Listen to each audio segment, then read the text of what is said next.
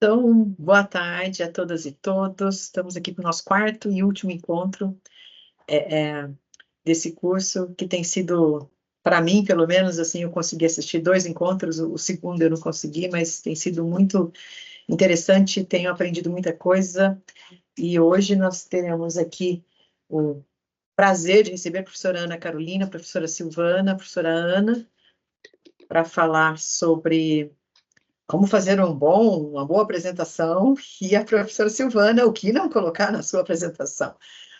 E também lembrando, né, Yara, que a gente vai disponibilizar depois para vocês também um vídeo bem básico sobre o OBS. Se alguém não puder, a professora Ana vai mostrar também como gravar, uma forma de gravar, mas quem não tiver o programa, o OBS é um software livre.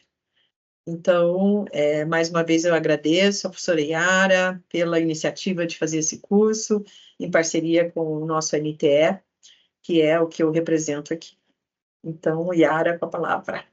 Vou agradecer o convite tanto da Ana quanto da Silvana, a parceria da professora Flávia, e a todos os presentes aqui, espero que todo mundo aproveite. E um spoiler, eu já dei uma olhada no vídeo que a Flávia fez. Eu consegui entender finalmente o OBS, que antes era algo que eu achava que era um bicho de 7 cabeças. Então, depois vocês olhem o vídeo, tentem fazer junto com o aplicativo, com o software, que eu acho que vocês vão gostar muito. Então, Ana, agora a tela é sua, não é o palco é seu, né? A tela é sua. Obrigada, Yara, obrigada, Flávia, pelo convite. Eu e a Silvana decidimos o seguinte, nós temos 2 horas de oficina, né? Então, na primeira hora, eu vou falar um pouquinho sobre como preparar e elaborar as suas apresentações. Vou falar até de uma maneira geral, e não só para aulas, né?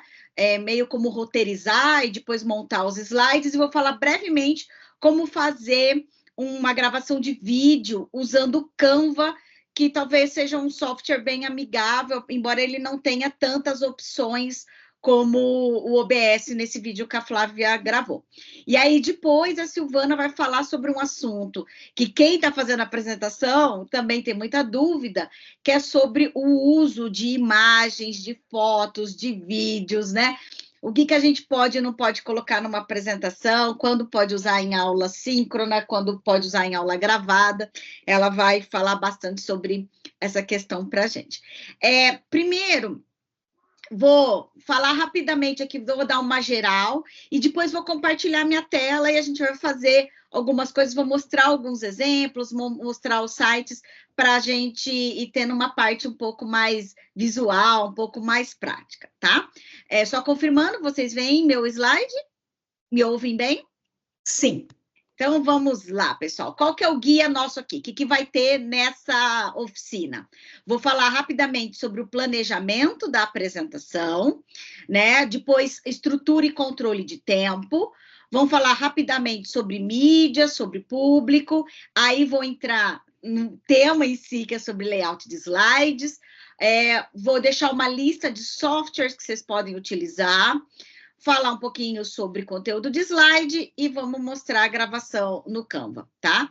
Eu tenho a impressão que vários de vocês aqui, durante a pandemia, já conhecem várias dessas ferramentas, então algumas coisas não vai ser novidade para vocês, tá? Então, se quiserem, inclusive, contribuir, fiquem à vontade. Eu sei que Juliana também trabalha bastante com essa parte visual nos materiais didáticos. Vamos primeiro falar do planejamento da apresentação, né?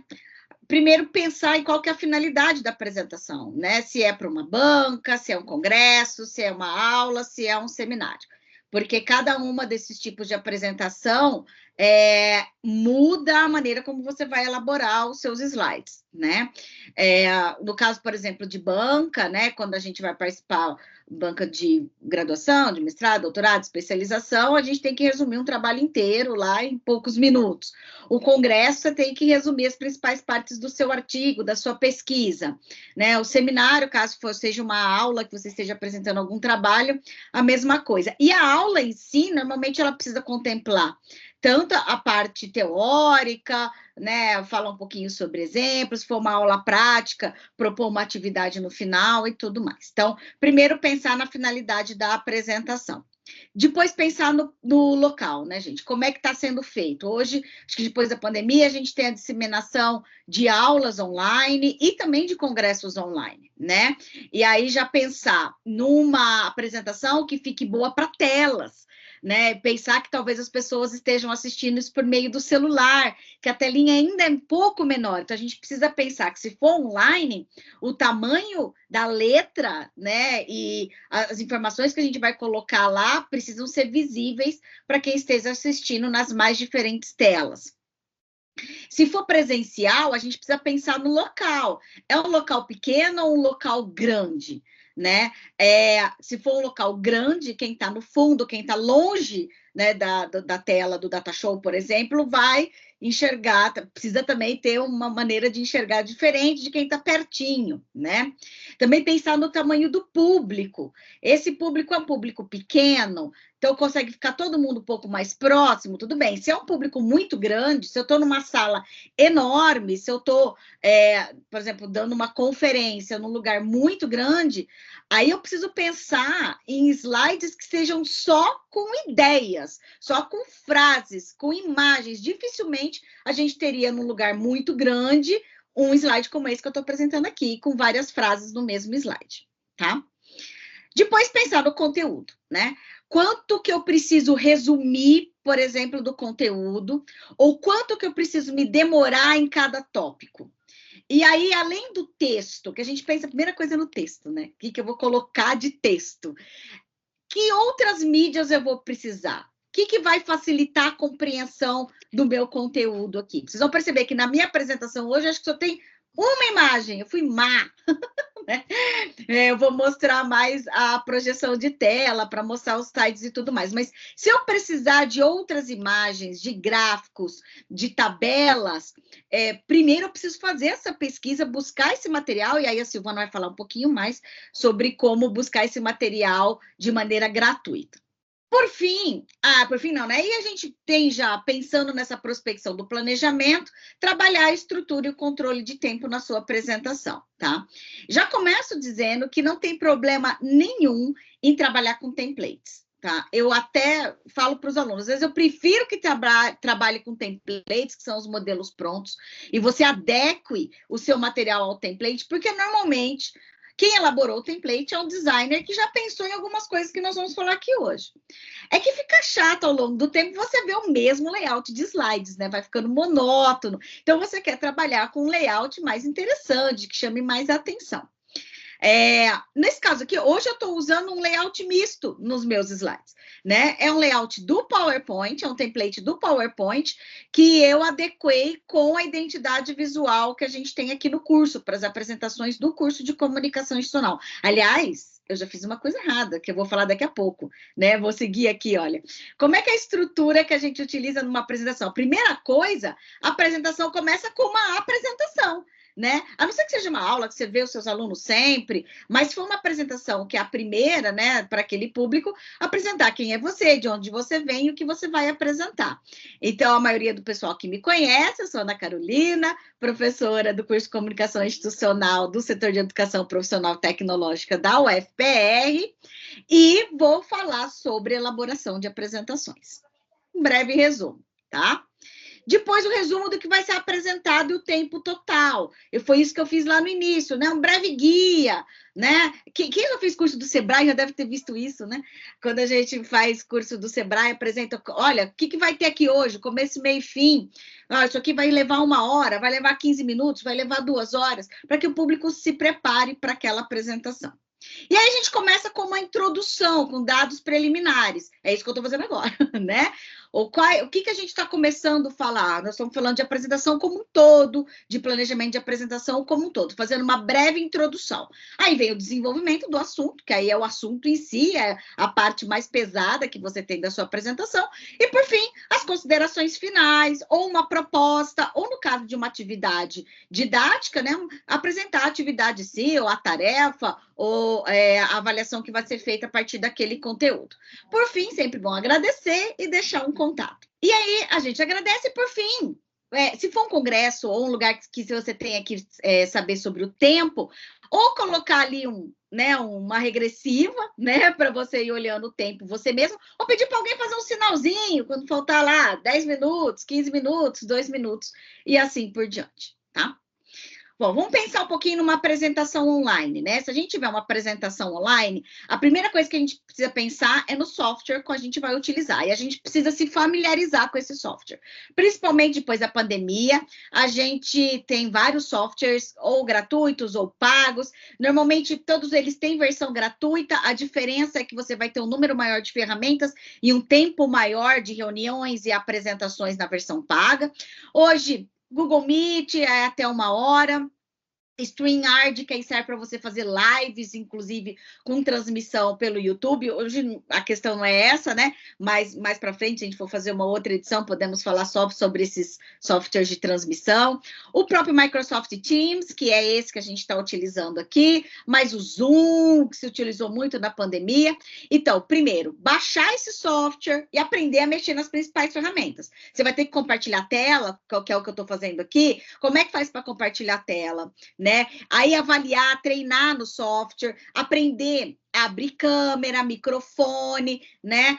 Testar a tua internet, saber se teu microfone está ok, cuidar com a iluminação do ambiente. Hoje eu não estou usando iluminação externa, né? Só estou com a lâmpada da minha janela aqui, que ela está com uma boa iluminação, acredito eu. Mas dias que estão muito escuros, de repente você muitos professores adquiriram na pandemia aqueles ring lights, né? O meu está até em cima do armário, que eu não tenho usado mais, que ajudam numa iluminação e ruído, né, pessoal? Então, cuidar quem mora em lugares que tenham muito ruído, barulho de trânsito, ou que estejam mais pessoas no ambiente. Então, procurar ou fechar a porta num lugar um pouco mais tranquilo para não ter interferência. Mesmo porque esses softwares, normalmente, eles têm um dispositivo de diminuição de ruído, tá? E tem o plano B. O que é o plano B? Vamos supor que o Teams cai aqui, o Teams não funciona mais.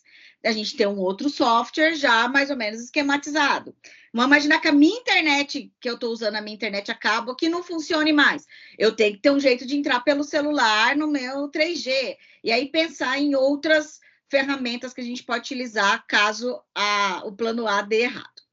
Para apresentações presenciais, né? Então, chegar com antecedência, mesmo na online, né, gente, sempre, entrar um pouquinho antes, né, para testar, mas na presencial, pelo menos meia hora, levar a apresentação em um pendrive, em PDF. Hoje é muito comum as pessoas chegarem com a apresentação, eu salvei no meu WhatsApp, eu mandei pela nuvem, tá no OneDrive, tá no Gmail. Gente, você pode chegar num lugar que a internet não esteja funcionando, que demore muito para você conseguir ter acesso a esses arquivos na nuvem, ou sempre levar em PDF, porque se você leva o arquivo em qualquer um dos softwares nos quais você elaborou, pode ser que essa apresentação se desconfigure na hora que você abre nesse computador, principalmente se você usou um formato de letra, que a gente já vai aprender, que chama fonte, né? Eu usei uma fonte diferentona, chego lá no computador do lugar que eu vou apresentar, abro, tá tudo desconfigurado. Às vezes até fica aparecendo aqueles quadradinhos, aqueles símbolos esquisitos. Então, em PDF, ele não vai desconfigurar, tá? Quem for utilizar animação, aí o PDF atrapalha um pouco, né? Porque a imagem vai ficar estática. Mas aí, então, leve o seu computador para não ter nenhum tipo de problema. No caso, se você for utilizar vídeo ou áudio, né? Sempre tentar salvar o áudio em MP3 e o vídeo em MP4, porque são formatos que rodam em qualquer máquina, né? Em players muito comuns. E aí, se for usar vídeo ou áudio, testar o sistema de som e testar a sua voz no ambiente. A gente falou de ambientes pequenos, ambientes grandes, ver se você precisa de microfone ou não, se você pode falar um pouco mais baixo, se você precisa projetar melhor a sua voz, tá? Então, isso aí é um apanhado geral. Então, vamos para o tema central, que é o layout dos slides. Primeira coisa é o menos é mais, tá? Só que nem por isso o menos é mais, a gente usa isso como desculpa para falta de criatividade. Eu tive um professor que eu dei aula, uma vez a gente estava falando sobre menos é mais, ele só dava aula com slide branco escrito em preto. Falei, é muita preguiça isso. Não precisa ser assim tão radical, né? Como eu disse, de repente utilizar um template ou para se inspirar, né? Ou para você poder utilizar o esquema de cores que tá legal, ou o esquema de letras, né? De fontes que são utilizados lá, tá? Muitas vezes também tem um layout padrão da instituição evento. Tem escolas, universidades ou congressos que eles já mandam o layout básico de slides, tá? Nesse caso, você vai usar lá o padrão, né, o template que eles enviaram. Só fiquem atentos à questão dos logos, né, os logotipos. Aqui na Federal, por exemplo, ó, vocês estão vendo que eu estou usando um padrão que tem 4 logos aqui embaixo, né? A gente tem um manual de identidade visual da Universidade Federal do Paraná que diz isso, que o logo que vem primeiro sempre é o logo da universidade, depois o logo do setor onde a gente está, que é o CEPT, e aqui eu coloquei o logo do NTE, que é o promotor desse projeto, né, de extensão, e o logo do curso a qual eu pertenço. Então, sempre do mais importante para o menos importante, ver a ordem desses logos que vão nos slides, tá? Uma dica, pessoal, muita gente utiliza, mas cuidado com marca d'água. Sabe aquela imagem que fica de fundo, mesmo que clarinha? Não utilizem, não utilizem. É uma armadilha, porque ele acaba prejudicando muito a visualização do material que você coloca em cima. Então, se você colocar uma imagem, por exemplo, uma fotografia, uma ilustração, aquele fundo vai atrapalhar. Se for texto, atrapalha também. Tá? Então, usar marca d'água é meio uma cilada, Bino. Então, não utilizem, né? Procurem não utilizar, a não ser que venha um template desse jeito. Aí não tem como, tá?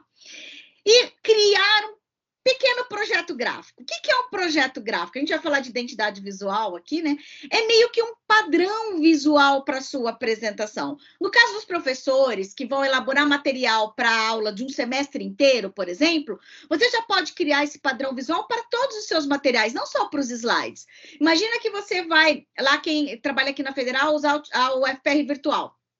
E aí, você quer personalizar aquele banner que tem em cima na sala de aula, né, virtual, dentro do ambiente virtual de aprendizagem, ou aquele tijolinho que tem com uma imagem na abertura, né? Você pode personalizar com a mesma identidade visual que você vai usar nos slides, ou se você tiver um guia da disciplina, ou se você tiver uma apostila, um material extra, ou capa de vídeos, né, com vinhetas, né, todo o material didático seguindo esse mesmo padrão de identidade visual, pois, se der tempo, eu mostro um que eu fiz para minhas disciplinas aqui.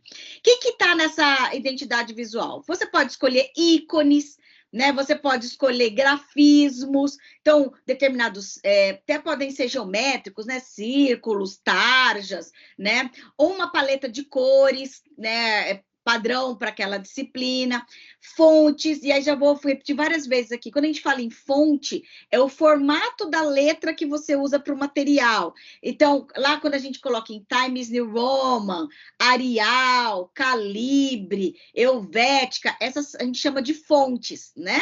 Que são as famílias, os formatos das letras, né?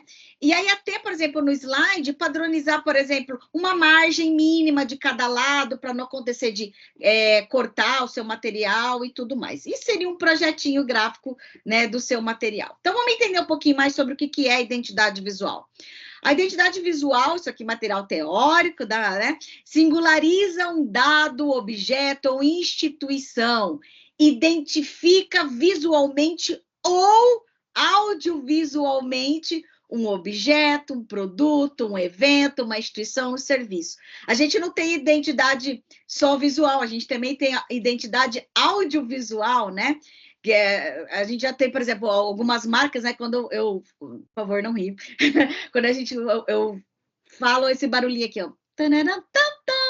Né? É o barulhinho do McDonald's, acho que vocês entenderam, né? Pois procurem lá. Quem costuma frequentar aqui em Curitiba o Shopping Miller, o Shopping Miller tem uma identidade auditiva. Você anda no shopping e sempre está tocando uma música, um fundo com violoncelo. Foi contratado para fazer só a identidade lá do shopping. E você pode criar isso para os seus materiais também. E qual que é a importância de se adotar uma identidade visual para esse material, né, para sua apresentação? Porque o estudante ou quem está assistindo a tua apresentação vai associar todos esses materiais à disciplina ou à pessoa ou ao tema da tua apresentação, o assunto da da aula, vai criar audiovisualmente um padrão que vai unificar todos esses materiais que você produziu. Vai ficar agradável aos olhos, vai ter começo, meio e fim, não vai parecer uma coxa de retalhos, um trabalho de patchwork, tá? Como começar, então, pessoal? Vamos lá. Primeira coisa para pensar uma identidade visual, você pode buscar uma ilustração que identifique, né? Então, imagina que você vai dar uma aula, vou mostrar daqui a pouco, né? Vou trabalhar com... eu trabalho com programação visual aqui na universidade. Então, eu vou pensar, olha, o meu material, vou fazer uma apresentação sobre histórico das artes gráficas, né? O que identificaria as artes gráficas? Eu vou pensar lá no material da minha aula, olha, eu vou falar desde o Homem da Pedra, que escrevia nas cavernas e tudo mais, e aí vou começar a pensar numa série de imagens, né, que eu vou utilizar na minha apresentação. Onde você vai buscar essas imagens? Nunca no Google Imagens. Porque nem tudo que está no Google Imagem a gente pode utilizar. Não vou dar spoiler, daqui a pouco a Silvana vai falar sobre isso. Essa lista, e a lista é muito maior, é que eu selecionei alguns, tá? É uma lista de sites que você pode buscar tanto imagens, como ícones, como ilustrações, fotos, que são gratuitas. Tem as coisas pagas, mas tem também as coisas gratuitas, tá? Então, primeira coisa, ir lá nesse banco de imagem gratuito e buscar ilustrações que você vai utilizar e salvar esse material, tá? Depois, a gente pode padronizar a questão das cores, criar uma identidade visual a partir de uma paleta de cores para o seu material. Então, perceba, aqui nessa apresentação de hoje, a paleta de cores é com base nessa logo aqui que eu vou mostrar no final. Opa! Ó, lá no início, tem a apresentação do curso, olha, o logo do curso de comunicação institucional é um logo bem coloridão. Então, a paleta de cores utilizada nessa apresentação é com base nas cores desse logo, tá? Foi assim que a gente fez esse layout padrão do curso aqui. Imagina que você vai trabalhar, e aqui eu deixei um software que depois eu vou mostrar ele para vocês, como trabalhar. É um software bem bonitinho, online, que ele monta a paleta de cores para vocês. Então, vamos supor, olha, eu quero trabalhar com uma paleta de cores quentes ali, do vermelho para o laranja, mas eu não sei combinar cor. Você vai lá, o software te ajuda e ele vai te mostrar as várias combinações de cores que você pode utilizar. Ai, não, eu quero usar cores contrastantes, né? Vou mostrar ali também como é que você pode utilizar. Então, além de você usar um padrão de imagem, procurar um padrão de cores que seja interessante para aquele teu material. E depois, a terceira coisa, então, ó, imagem, cor e depois padronizar as fontes. O formato das letras que a gente utiliza na apresentação. E aí, aqui eu coloquei 6 dicas, que depois vou falar de cada uma delas, tá? Primeiro, uma fonte com uma boa legibilidade. Aí, que tamanho que é o mínimo, gente? No mínimo 20. Dificilmente um corpo de texto em slide que seja com uma fonte menor que 20 vai ser bem. Essa aqui, minha tá em 20. E perceba que eu já acho que ela está meio pequena. Eu normalmente uso 24, 26 para o corpo de texto dos meus slides, tá? Que é assim, para o aluno míope no fundo da sala enxergar, certo? Eu, como aluno míope, posso dizer que a fonte 20 é a mínima que eu consigo enxergar no fundo de uma sala média, certo? E depois que você pensou no tamanho mínimo da sua fonte, né? Você hierarquizar essas informações. Pensar que o teu slide tem, no mínimo, título e corpo de texto. E o título, ele tem mais importância que o corpo de texto. Então, ele tem que ser maior. Se o corpo do meu texto é 20, o meu título tem que ser, no mínimo, 30. Porque tem que dar essa diferença de hierarquização. Tem que ficar claro que título é título. É a coisa importante, é o que dá nome àquela sessão, àquela parte da tua apresentação. Se você for utilizar subtítulos ou tópicos, subtópicos, elencar e delinear esse padrão, né? Então, olha, se eu for ter título, subtítulo e corpo de texto, pensar numa hierarquia. E aí que se diferencia. Então, eu posso usar 36, de repente, para o meu título grandão, depois 32, né, 30 para o meu subtítulo ou para o meu tópico, e aí 24, 26 para o corpo do texto. Não pode ser uma diferença muito sutil, tipo 26 para 24, 26 para 28, porque essa mudança, você vê, né, essa diferença, mas ela não dá uma mudança de hierarquia entre uma coisa e outra, tá? Aí aqui as outras, vou falar rapidamente daqui a pouquinho sobre fontes manuscritas e decorativas, a Comic Sans, o contraste, mas aí eu só queria salientar que isso eu não vou falar mais, tá muito na moda as cores neon, verde-limão, amarelo-limão, o pink, é ótimo para determinadas coisas, é horrível para fundo. Você colocar um fundo neon, aquilo atrapalha na hora que você colocar texto ou imagem em cima, tá? Dói o olho, então cuide com as cores neon. Então, vamos falar um pouquinho sobre a escolha da fonte, pessoal. Usar fontes de fácil visualização em tela. Ah, mas como escolher, então? A gente sempre indica as fontes que a gente chama de bastão, sem serifa. E aí, o que é a serifa? Sabe quando a fonte ela tem uma terminaçãozinha? Sabe quando tem essa terminaçãozinha? Que às vezes é redondinha, às vezes ela é bem retinha, assim, ó. Tá? A Times New Roman, por exemplo, que a gente adora, né? As letras romanas, todas elas têm essa terminaçãozinha. Que para quando você está lendo um livro pertinho de você assim, é ótimo essas fontes serifadas, que a gente fala que tem essas serifinhas, esses detalhes, porque ela cria uma linha imaginária e faz com que o nosso olho deslize quando você está lendo bastante texto. Mas para tela, ela não é boa. Porque na tela, olha a quantidade de telas que a gente tem. Nós que já, né, quem já dá aula aqui há muito tempo, já deu aula em tudo quanto é tipo de data show, né? Que tem luz boa, que tem luz ruim. Imagina numa apresentação online, que tem gente que está no celular, com o celular da tela desse tamanho, tem gente com uma tela desse tamanhozinho, computador, tudo quanto é jeito. O nosso negócio é não dificultar a vida de quem está assistindo, é deixar o mais fácil possível, tá? A gente fala que são letras que facilitam a leiturabilidade. Qual que é a diferença de legibilidade e leiturabilidade? Legibilidade é quando eu olho uma letra e eu falo, esta é a letra A. Eu consigo identificar como letra A, tá? E tem fonte que nem isso. Você olha, tem fonte, o A e o O são muito parecidos. Ou o I minúsculo e o I maiúsculo e o L minúsculo é igualzinho. Aí ela já não tem nem boa legibilidade, ela causa confusão. Mas mais do que ter boa legibilidade, é importante que ela tenha boa leiturabilidade, que eu leia de forma fluida. Não me atrapalha ler um texto longo, tá? Normalmente são as fontes que são usadas para legenda. Quando a gente está assistindo uma série, um filme legendado, comecem a olhar o formato das fontes. Nunca é uma fonte complicada. É uma fonte que você nem pensa no formato dela, porque tem que ser de leitura muito rápida. São as mesmas fontes de placa de trânsito, por exemplo. A gente não pode ficar pensando quando olha uma placa de trânsito. Você tem que ter uma indicação muito clara de pare, né? Ou uma indicação de para onde são os locais. Que fontes são essas? São as fontes bastão. Essa fonte, nesse formato que eu estou usando aqui no slide, são as fontes do tipo Arial, a Helvética, a Futura, a Calibre, a Montserrat, tem um monte, tá? São fontes que são de fácil visualização.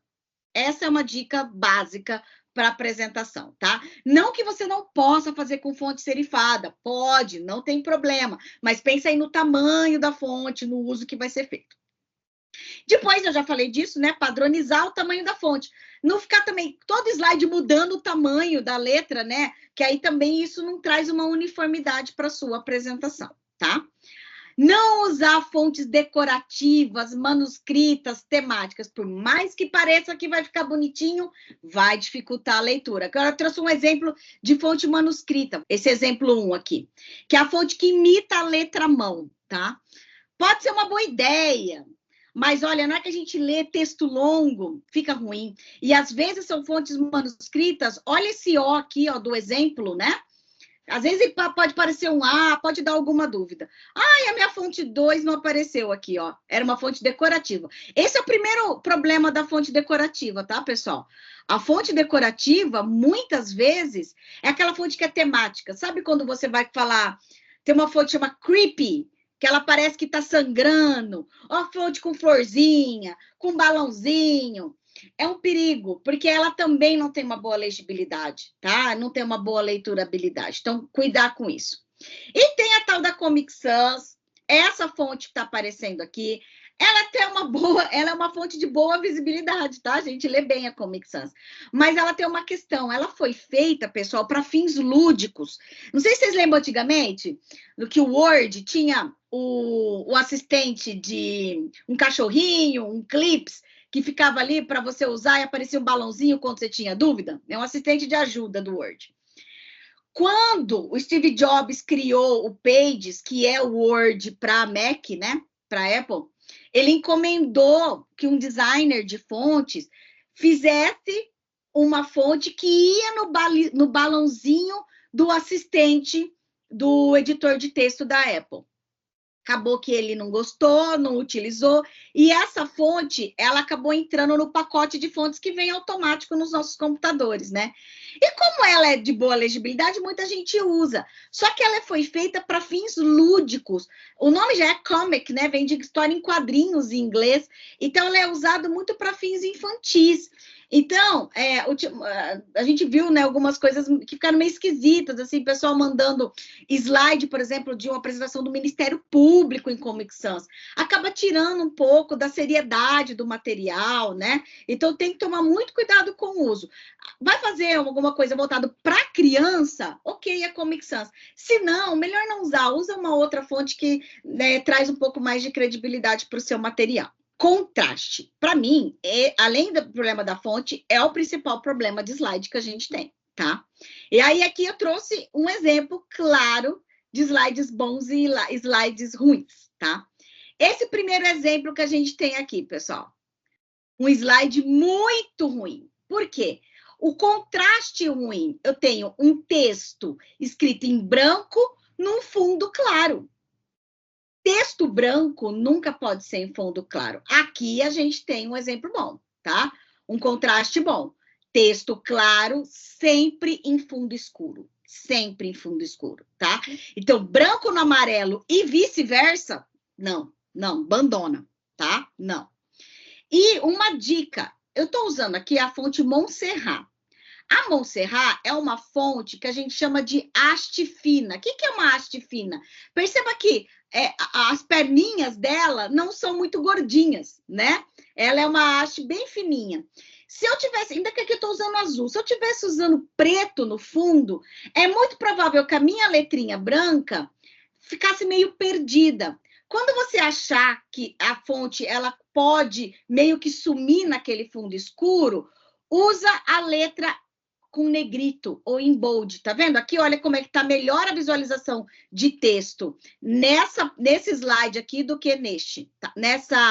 Nesse exemplo aqui maior do que nesse aqui, tá? Então, letra branca no fundo escuro, se puder usar negrito, melhor ainda, melhor a visualização. Outro exemplo ruim, texto escuro no fundo escuro. Gente, azul no vermelho e vice-versa, péssimo, ruim de ler. Vocês devem estar vendo aí como é que tá ruim de ler. Contraste bom é texto escuro em fundo claro, certo? Essa é a regra geral. Uma outra coisa que a gente tem que prestar atenção é o do ambiente, né? Quem dá aula de dia, meu Deus, você dá aula numa sala muito clara, não tem cortina, não adianta fazer slide escuro com letra clara. Visualização fica ruim. Padrão tem que ser texto escuro em fundo claro, né? Normalmente texto preto é o que vai ter a melhor visualização para salas que são muito claras e se você precisa projetar, porque normalmente o data show não dá conta a quantidade de iluminação tão clara que você consiga ver numa sala clara, tá? Então cuidem com isso. E antes de eu mostrar os exemplos, então, que a gente já vai indo para os meus últimos 15 minutos aqui, né? Uma lista de softwares para elaboração de slides. O mais comum é o PowerPoint da Microsoft, né? Eu acho que muitos devem utilizar. Essa apresentação foi feita no PowerPoint. E o PowerPoint tem uma série de templates prontos que você pode configurar. Mas eu vou mostrar daqui a pouquinho o Canva, que acho que muitos devem conhecer também. Quem é professor consegue fazer um cadastro no Canva para licença educacional. Essa licença educacional, ela te dá algumas ferramentas a mais do que a versão gratuita. E, lógico, tem o Canva Pro, que é pago, você paga lá não sei quanto que está hoje, e aí você tem um número maior de ferramentas ainda, principalmente de banco de imagens. Para quem tem o LibreOffice, muitas escolas públicas, universidades públicas, nós da Federal temos, né, o LibreOffice, existe o PowerPoint do LibreOffice, como os alunos falam, que é o impresso. Foi febre há alguns anos o Prezi, ele não morreu, ele ainda está lá. É aquela apresentação de slides com animações, que você consegue fazer projeções. Quem tem labirintite odeia, porque, né, vai virando tudo mais. Tem a versão paga hoje, está com bem pouco... A versão gratuita hoje está com bem pouco recurso, tá? Mas é um modelo interessante. Para quem trabalha com Mac, vem como nativo o PowerPoint do Mac, é o Keynote. O próprio Google tem o Google Slides com templates, são modelos interessantes. E aí tem mais dois, que é parecido com o Canva, mas são menos populares. É o Geniali. Então, se você quer fugir dos modelos do Canva, tá enjoado, entra lá no Geniali, tem bastante coisa diferente. E o Time Toast, Timeline, que aí ele vai fazer alguns tipos de apresentação como se fossem linhas do tempo. É bem interessante. Se você quer trabalhar, vai trabalhar com história, com retrospectiva, o Time Toast trabalha com timelines. E aí ali já tem também alguns templates de timeline, tá?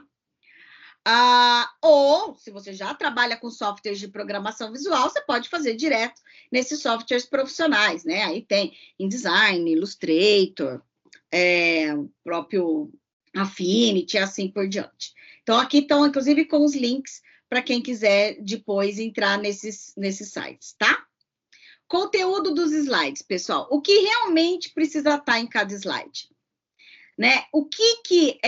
A ideia é não colocar tudo no texto de apresentação, né? Usar a estrutura de tópico, meio que se for um lembrete para o que você vai falando. Fazer uma revisão cuidadosa de textos, né? Sempre dar uma escapada. Hoje mesmo eu estava revisando aqui, estava lá um N no lugar de um L, às vezes escapa uma pontuação, um acento, né? Lembrando quem é professor, né? O aluno fica esperando este momento de falar, tá errado. Ele errou no slide, né? Então, cuidar, fazer essa correção minuciosa do texto. E o conteúdo tem que estar na cabeça da gente, né? A ideia é a gente ter o domínio do conteúdo e usar o slide como guia mesmo, né? Como recurso audiovisual na sua apresentação, tá?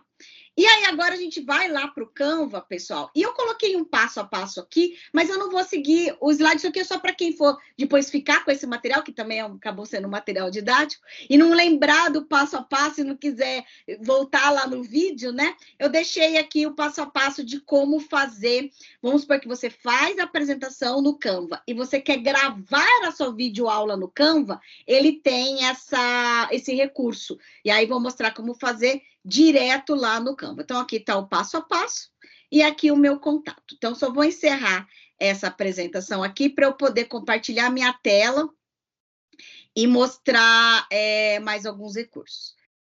Então, só mostrando um exemplo, né? Quando eu fui trabalhar programação visual com os alunos, né? A disciplina de programação visual. Então, qual foi o meu passo a passo, né? Primeira coisa, eu quis pensar, eu gosto sempre de partir de imagens para pensar uma identidade visual. Então, o que me lembra laboratório de programação visual? O que os alunos fazem em laboratório de programação visual?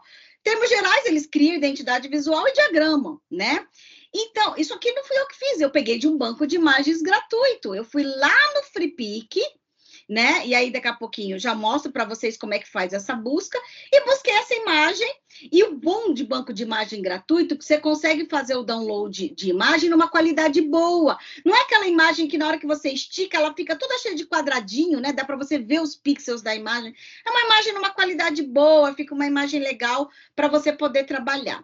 E aí, é a partir dessa imagem básica aqui, que ela meio que traduziu para mim visualmente sobre o que era essa minha disciplina, né? Aí eu pensei num padrão de cores. Fui lá no Color Supply e eu queria trabalhar com cores contrastantes, né? Com uma cor que fosse bem contrastante com a outra, que fosse cores que a gente chama de complementares, que elas são opostas lá no círculo cromático, né? Então, eu escolhi o roxo e o amarelo. E depois, escolhi uma fonte, né? Escolhi um formato de letra interessante para o meu material. E fui montando os layouts para vários materiais com a mesma identidade visual. Então, esse daqui, por exemplo, é o layout de um slide, né? A capa do slide que eu usei para todas as aulas, né?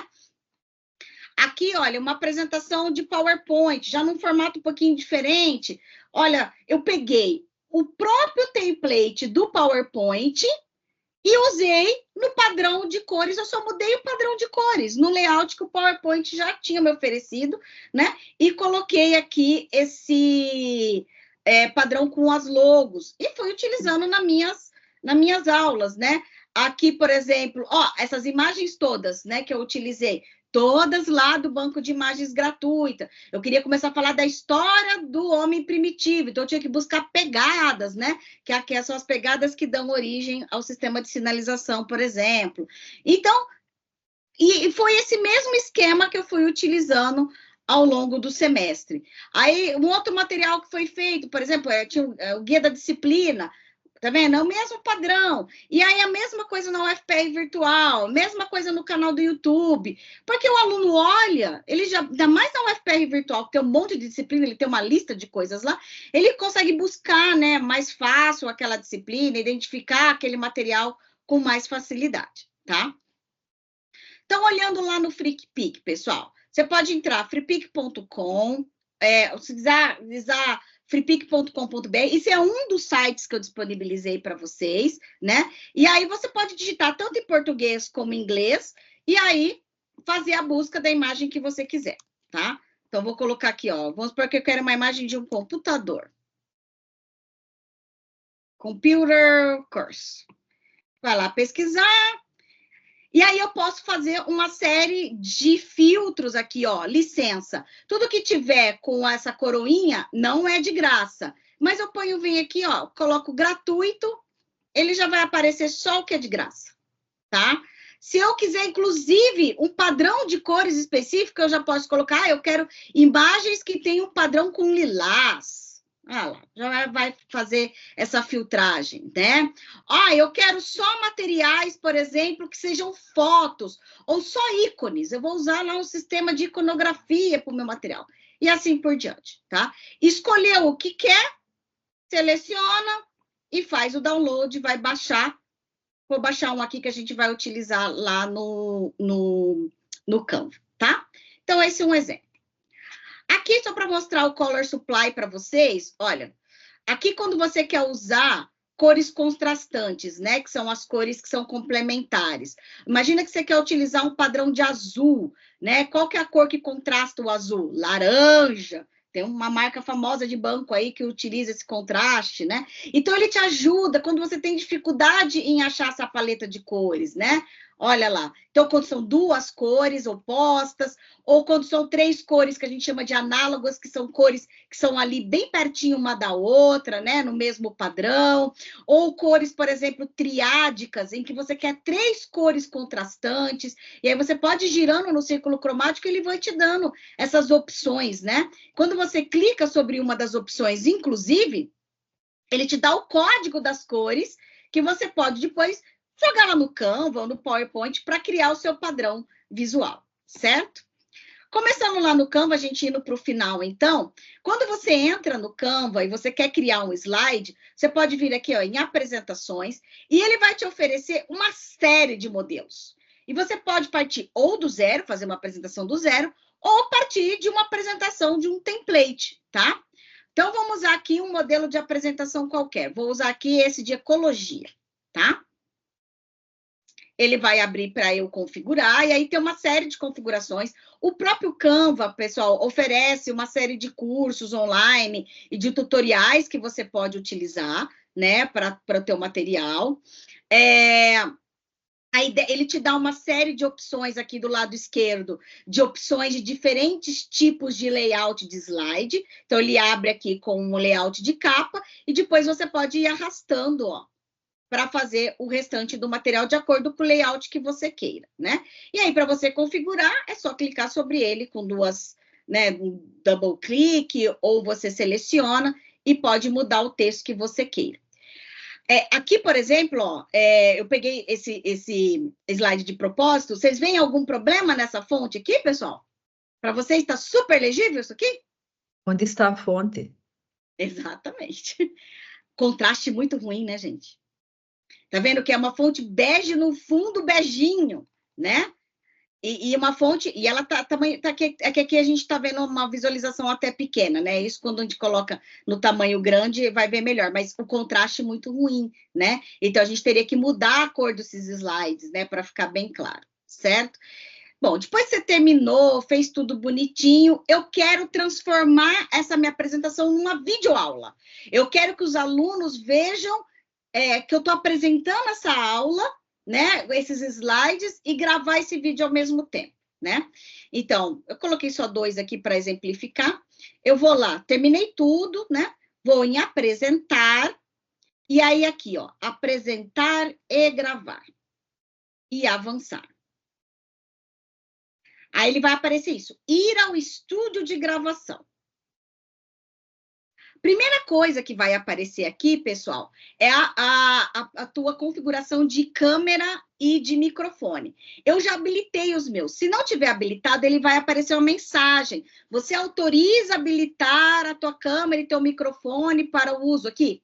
Uma outra coisa importante, esse recurso do Canva só funciona em um navegador, que é no Google Chrome, tá? No Firefox não funciona, no Safari não funciona. Funciona no Chrome, porque ele depende de uma linguagem de programação que chama HTML5, tá? Só o Chrome que tem nativo.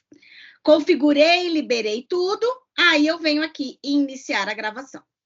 Aí ele vai aparecer essa regressiva, 3, 2, 1, e aí ele começa a gravar. Tá vendo eu aqui no cantinho? É super prático, super maravilhoso, já está gravando, aí eu posso ir passando os slides e continuo falando, e está gravando a minha aula, e estou falando. Desvantagem, eu não consigo mudar o tamanho dessa bolinha, eu não consigo mudar a bolinha de lugar, e eu não consigo mudar o formato da bolinha para um quadrado, por exemplo, tá? É ele que escolhe aonde que ele coloca a tua bolinha, o tamanho da bolinha, e é só desse jeito aqui, tá? Então, vou tratar de outra coisa. Você pode pausar a apresentação, né, a tua gravação, e depois continuar. Continua, lá. Na hora que você termina de fazer, terminei todos os meus slides, encerrei a aula, beijo, alunos. Aí eu venho aqui em finalizar a gravação. E aí ele vai fazer o que a gente chama de renderizar, né? Ele está juntando o vídeo que você gravou junto com a tua apresentação de slides. Ele vai gerar aqui não um arquivo em PDF, lembra? Você gravou um vídeo. Então, ele está fazendo aqui, ele está gerando um arquivo em MP4. Ele está gerando um arquivo de vídeo, que é esse arquivo que você vai disponibilizar para os seus alunos. Você pode tanto disponibilizar o link, ó, tá vendo que ele gerou um link? Eu posso tanto copiar esse link e mandar o link direto, né, para o pessoal assistir, tá? Ou você pode vir aqui e baixar esse link, tá? Aí você vai baixar no seu computador e você pode utilizar como você quiser, subindo lá no YouTube, por exemplo, ou na UFPR Virtual, ou em qualquer outro material de ambiente virtual de aprendizagem, tá? Uma coisa que eu esqueci de dizer aqui, já estou terminando, Silvana, que a gente começou com 10 minutinhos, vou comer 5 do seu tempo, tá? Daqui a pouco eu já mostro como é que ficou. Imagina que você quer utilizar, como eu disse, nem tudo que tem aqui no Canva a gente pode utilizar. Então, quando eu venho aqui em elementos, imagina que eu quero colocar alguma coisa, uma imagem nova aqui. Quero colocar um gatinho, né? Ou aqui um calendário, um ícone de calendário. Nesse caso, esse calendário, ele é gratuito. Porque se ele não fosse gratuito, ia aparecer aqui no Canva com uma coroinha ou a indicação de que eu só posso utilizar no Canva pago, tá? Mas então, se eu baixei lá do FreePic e eu quero usar aqui no Canva, eu posso? Eu posso, tá? Você vem aqui na lateral em Uploads, fazer upload de arquivo. Aí vou lá, ó, naquele que a gente baixou lá rapidinho. Aqui, o ícone do computadorzinho, né? Ele vai subir e esse ícone que eu fiz o upload, ele fica disponível na minha biblioteca do Canva, tá? Então, não fiquem presos só ao que o Canva fornece para você. Tem todos esses bancos de imagem gratuitos que você faz o download no computador e depois você pode utilizar, tá? Inclusive, olha, o Canva te oferece a possibilidade de editar essa imagem direto no editor online que ele tem aqui. E aí você pode usar com todas as ferramentas que tem, certo? Então, só para mostrar para vocês como é que ficou o videozinho. Aqui, ó, a apresentação que baixou em MP4. Olha lá. 3, 2, 1. E aí ele começa a gravar. Tá vendo eu aqui no cantinho? É super prático, super maravilhoso, já tá gravando. E é isso, gente. A apresentação fica prontinha.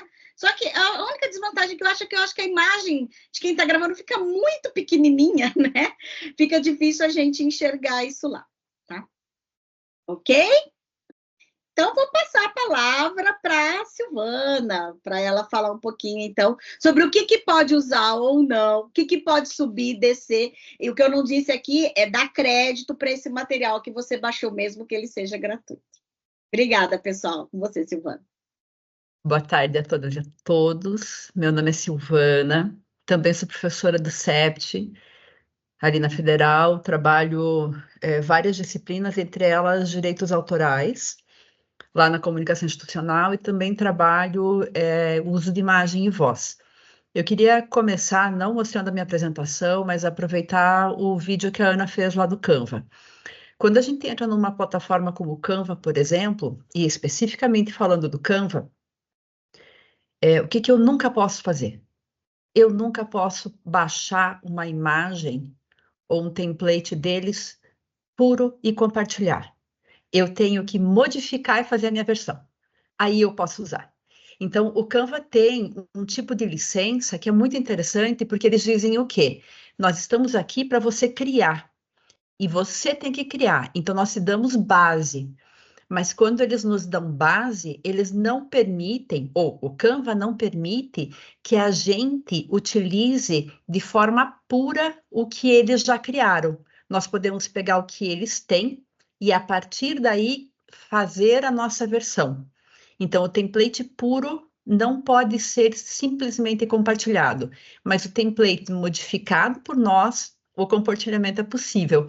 E isso é uma coisa muito interessante. Então, aquela apresentação que a Ana pegou lá da ecologia, compartilhar ela de forma... É que ela já era uma apresentação criada, né? Então, a base dela, sem os textos, não poderia ser utilizada sem aqueles textos. Os textos colocados já permitem que o compartilhamento aconteça. Percebem como é interessante essa questão dos direitos autorais?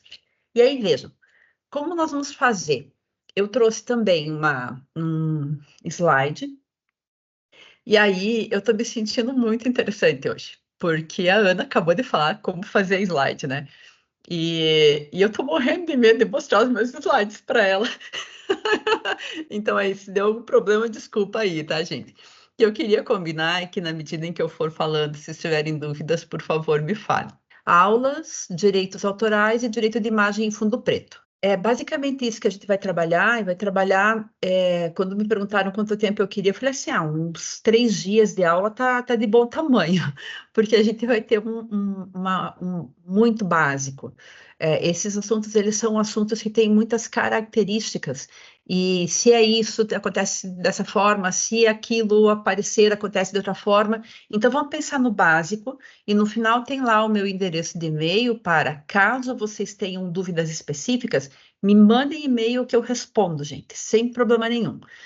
Vamos pensar assim, como é que nós vamos trabalhar direitos autorais? Os direitos autorais protegem o que a gente chama de obras intelectuais. É aquilo que a imaginação, a criatividade humana cria. O que não é protegido? Ideia. O que se transformou de ideia em alguma obra intelectual, a lei de direitos autorais protege. Ah, e se eu fiz um produto? A lei de propriedade intelectual, que nós não vamos tratar. Essas obras intelectuais que nós produzimos, que são basicamente texto, áudio, imagem, vídeo, nós vamos ter duas grandes classificações. A primeira delas é o que a gente tem aqui como obras. Opa, eu quero esse daqui. Obras ditas autorais. Vejam, quando eu penso em obras autorais, é o que eu estou produzindo. Então, isso que vocês estão vendo agora, esse conjunto de slides, é uma obra autoral minha. E como eu vou usar? Eu defino. Então, se eu estou falando de obras autorais, eu, Silvana, docente, o que eu produzi, eu determino como eu vou usar e quem pode usar de que maneira. Isso não é preocupante. Eu, Silvana, só faço texto, gente. Eu não desenho nada, eu não faço vídeo, eu não faço áudio. Então, os meus textos podem ser utilizados por quem? Ah, eu coloco lá no REA Paraná. Lá tem uma licença Creative Commons que diz como isso pode ser utilizado. Então, as obras autorais ou que nós produzimos têm uma flexibilidade muito boa, dependendo do que nós colocamos dentro. Exemplo, quando a Ana apresentou aqueles slides, aquilo é uma obra autoral dela. E ela nos disse, vou disponibilizar aqui para vocês olharem depois. Legal, a Ana disse que a gente pode assistir. Mas a gente não pode pegar aquele material que ela produziu e disponibilizou para nós assistirmos e utilizarmos em outro lugar. Por quê? Porque para a Ana aquilo é obra autoral. Para a gente, tudo que ela apresentou é uma obra não autoral. E essa obra não autoral, isso é, feita por outra pessoa que nós queremos usar, tem seu uso dependendo de autorização do titular desses direitos autorais.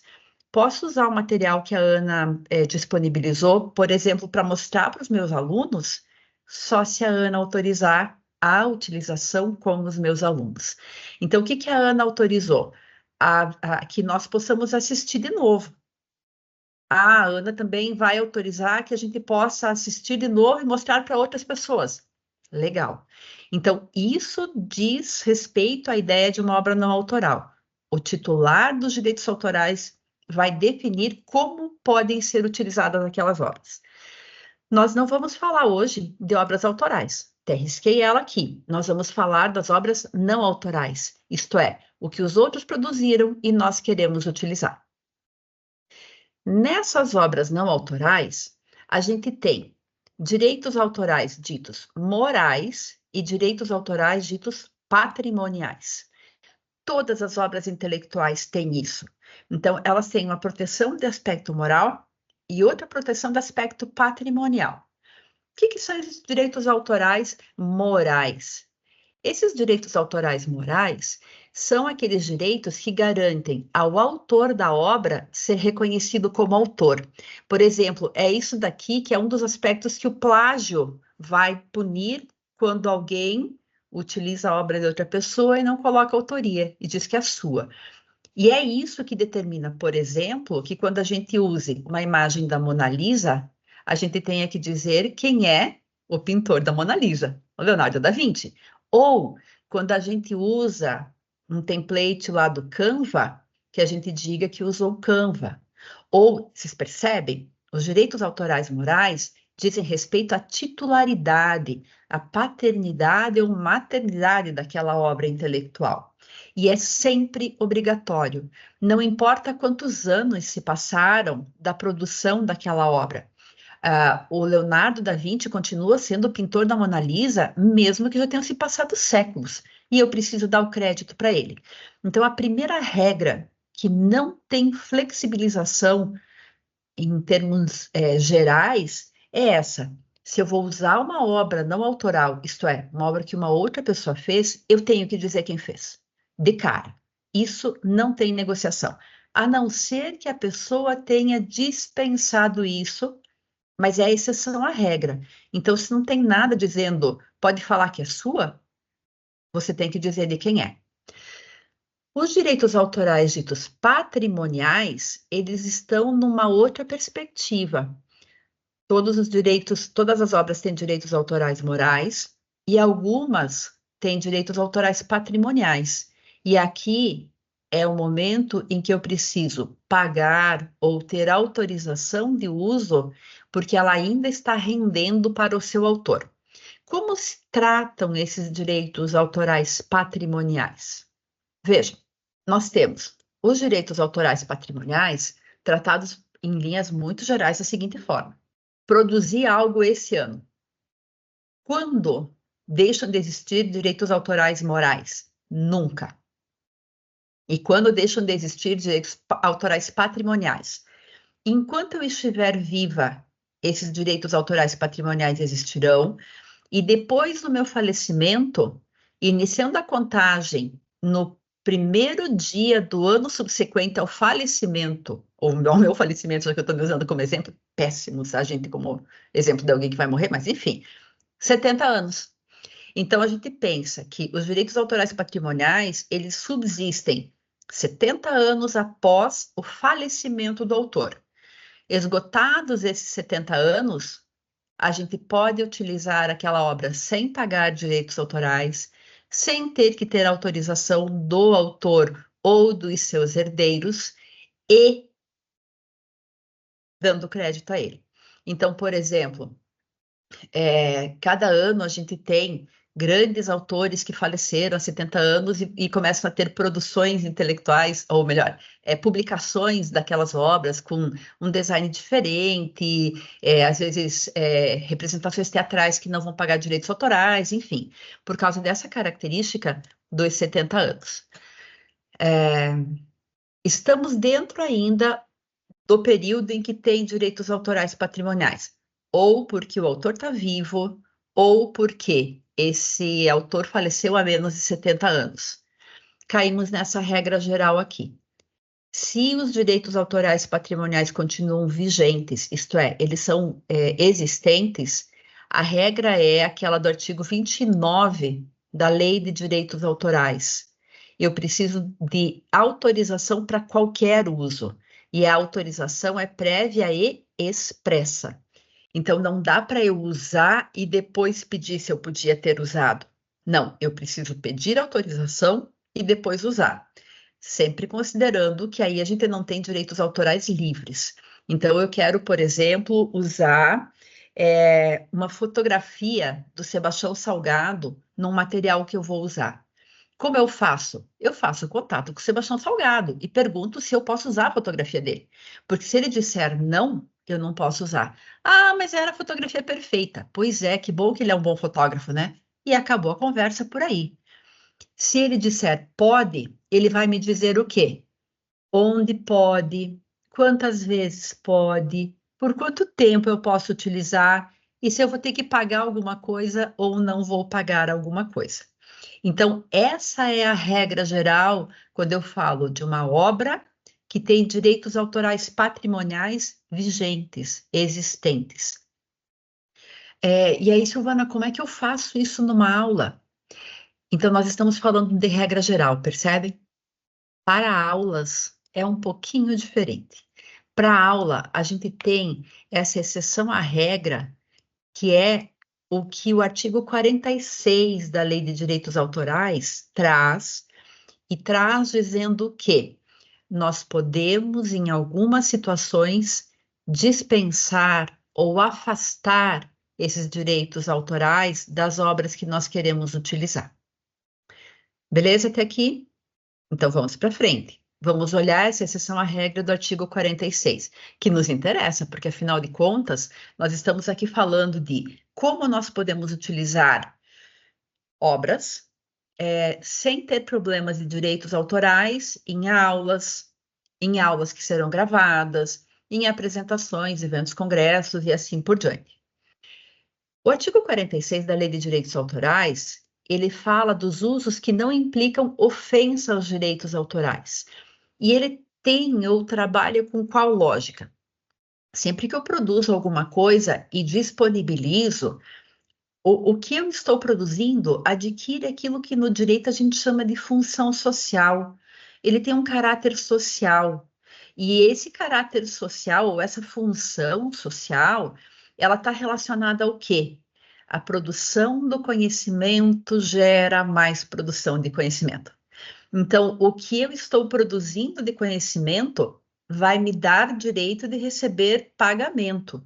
Mas quando essa obra que eu fiz, ela vai ser utilizada dentro das regras do artigo 46 para fomentar novos conhecimentos ou em alguns usos específicos, não precisa pagar direitos autorais. E é aí que a gente entra na questão das aulas. E vejam, faz diferença ter uma aula presencial e uma aula gravada. Então, vamos trabalhar com as duas situações. Desculpa, vamos trabalhar primeiro com a questão aí de quais são as hipóteses para entender como eu uso nas aulas presenciais e como eu uso nas aulas gravadas. O artigo 46 tem várias hipóteses, eu só trouxe aqui as hipóteses que são hipóteses que nós vamos aplicar em aula. E aqui eu tenho a primeira observação que a Ana fez lá. Não tem muito texto. Isso se você não estiver dando aula de disciplinas jurídicas, porque você tem que trazer a lei, você não tem muita alternativa. Então, vejam, quando eu posso usar alguma obra, e isso não implica ofensa a direitos autorais, eu posso fazer citação em livros, jornais, revistas ou qualquer outro meio de comunicação, e daí, vejam, a minha aula está dentro disso, de passagem de qualquer obra, e não da obra inteira, para fins de estudo, crítica ou polêmica. Então, nós estamos aqui, estudo, crítica ou polêmica, na medida justificada para o fim a atingir, indicando-se o nome do autor e a origem da obra. Vale para quê? Vale para texto, vale para vídeo, vale para áudio, vale para som, vale para imagem, vale para qualquer tipo de produção intelectual, não é só para texto. E quando eu penso nisso, eu queria que vocês considerassem o seguinte: hoje nós vamos fazer uma aula com vídeo. Não é o filme inteiro. É aquela parte que interessa para o conteúdo que eu vou trabalhar. Às vezes eu lembro de ter participado de situações estranhas que era assim: hoje vai ter um vídeo. E fica o vídeo rodando e é o filme inteiro de 2 horas na aula. E isso é violação de direito autoral. Agora, se eu estou falando de um tema específico, e esse tema específico, ele está vinculado àquele filme, eu pego aquele pedaço do filme, passo e discuto, e critico, e penso nas questões polêmicas que estão ali, qual que é uma das estratégias de aula que eu vou usar. Por quê? Porque eu estou utilizando uma parte de uma outra obra para estudo, crítica ou polêmica, e vou dizer quem é o diretor daquele filme, ou quem é o autor da música e a origem daquela obra. Por exemplo, já trabalhei muito direito de família, agora não mais por conta dos temas que eu trabalho ali no CERT, mas quando eu falava sobre dano na ruptura do casamento, eu usava a música A Rita, do Chico Buarque, que é aquela história: a Rita levou o meu sorriso e o sorriso dela, meu amor. Cara, é uma tragédia, porque a moça levou até a voz do compositor. A música é ótima para isso, para ilustrar essa questão. Posso usar, em especial, a parte da música em que o Chico fala que deixou mudo o violão. Tragédia ou dano maior que esse não existe para alguém que compõe. Então faz sentido. Faz sentido porque dali eu puxava o que era dano material, o que era dano moral, e construía toda a minha aula em cima da música. E não a música inteira. Isso é uma coisa importante. Próxima hipótese. Também não implica ofensa a direitos autorais. O apanhado de lições em estabelecimento de ensino por aqueles a quem elas se dirigem, vedada a sua publicação integral ou parcial, sem autorização prévia expressa de quem as ministrou. Aqui eu não estou falando do que nós estamos fazendo e dos direitos autorais do que colocamos dentro, mas dos direitos autorais que nós geramos com as nossas aulas. Então, os nossos estudantes podem ter acesso ao nosso material? Podem, se nós dermos. Os nossos estudantes podem gravar nossa aula só se a gente autorizar. Mas eu estou pagando o curso. você está pagando o curso, você não está pagando a gravação da minha aula. Percebem que existe diferença? A entrega do conteúdo num curso presencial é feita de forma presencial. O estudante gravar o áudio ou um vídeo daquela aula está condicionado a nós concordarmos.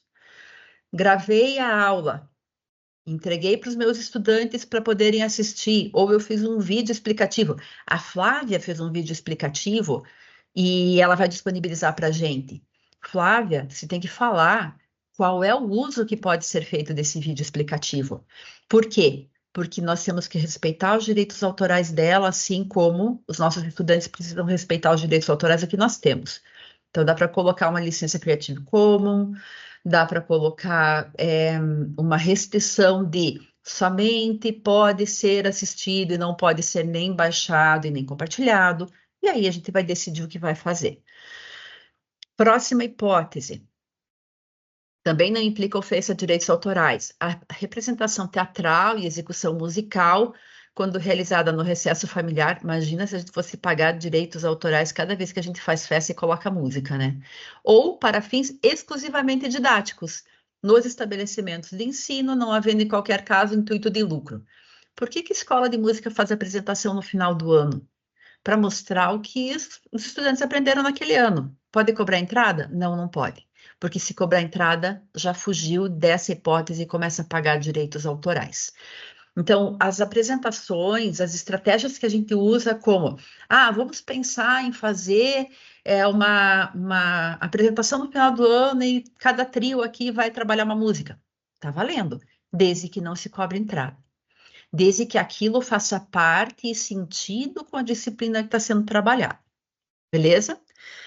E aí, por fim, a principal regra, que a gente vai ver logo na próxima tela, que nos dá uma flexibilidade bem boa de utilização de obras intelectuais nas nossas aulas, que é essa hipótese aqui do inciso 8º. É a reprodução em quaisquer obras. Vejam, isso abre tudo, gente. Abre tudo. Para aula, é aula presencial, é aula... e a não presencial eu já vou falar qual é o problema, mas eu diria que é quase um passe livre para a gente poder levar para a nossa sala de aula presencial o que nós achamos que tem que ser utilizado lá. Por quê? Porque a reprodução em quaisquer obras, de pequenos trechos de obras pré-existentes, de qualquer natureza. Ou de obra integral, quando de artes plásticas, eu quero levar a imagem completa do pensador do Rodin. Tem que ser a obra completa. Ou posso até pegar um pedacinho lá do cara apoiado no queixo. Mas, se eu quiser levar a obra inteira, ou a imagem da obra inteira, posso, por causa desse inciso. Quando?